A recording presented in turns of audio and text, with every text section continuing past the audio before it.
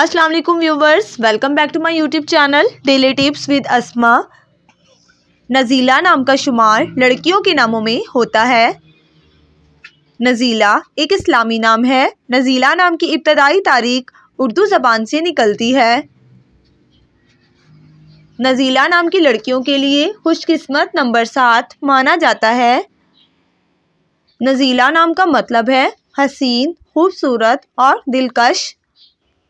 खुशकिस्मत दिनों में जुमेरात, इतवार और मंगल का दिन शामिल है। नज़ीला नाम का शुमार इंटरनेट पर सबसे ज़्यादा सर्च होने वाले नामों में से होता है। खुशकिस्मत धातों में हिंसों के हिसाब से तांबा शामिल है। नज़ीला नाम के अफराद के लिए मुआफिक रंगों में गुलाबी, हल्का सब्ज और भूरा रंग शामिल है। नज़ीला नाम के अफराद के लिए मुआफिक पत्थरों में हीरा पत्थर शामिल है।